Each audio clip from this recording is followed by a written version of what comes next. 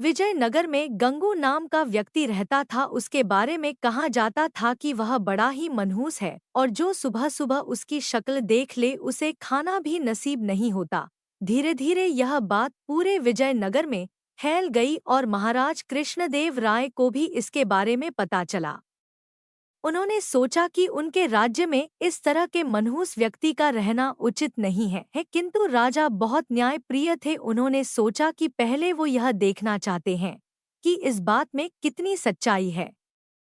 राजा ने अपने सेनापति को आदेश दिया कि गंगू को उनके सामने लाया जाए।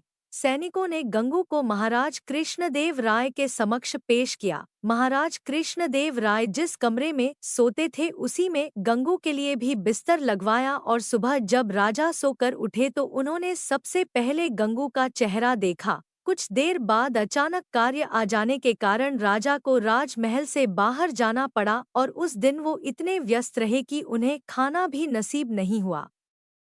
राजा कृष्णदेव राय को यकीन हो गया कि यह सब गंगू का चेहरा देखने के कारण हुआ है। राजा ने सोचा, जब इस व्यक्ति के कारण मुझे भोजन नसीब नहीं हुआ तो शहर के दूसरे लोगों के साथ क्या होता होगा। गुस्से में राजा कृष्णदेव राय ने गंगू को फांसी पर टांगने का आदेश दिया। यह बात पूरे राज्य में फैल गई कि कल गंगू को फांसी दी जाएगी। जब यह बात तेनालीराम को पता चली तो वे सारा माजरा समझ गए और तत्काल गंगू के पास पहुंचे। तेनालीराम को देखकर गंगू रोने लगा और तेनालीराम को पूरी बात बतलाई। तेनालीराम ने गंगू को सांत्वना देते हुए उसके कहा कि जैसा वो कहें गंगू को वैसा ही करना होगा। गंगू भी तेनालीराम की बात समझ गया।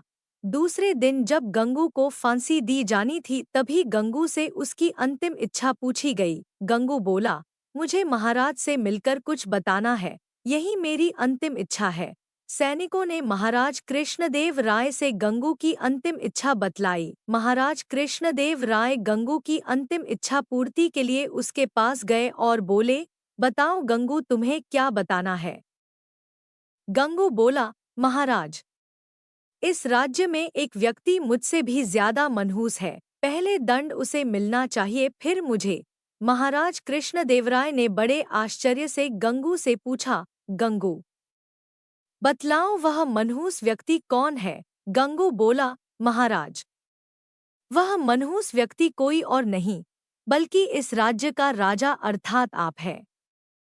यह सुनकर महाराज कृष्णदेव राय अत्यधिक क्रोधित हुए और बोले, जानते हो गंगू, तुम क्या बोल रहे हो, इसके बदले तुम्हें दंड भी मिल सकता है। गंगू बोला, महाराज, मृत्युदंड से बड़ा कोई दंड हो सकता है क्या?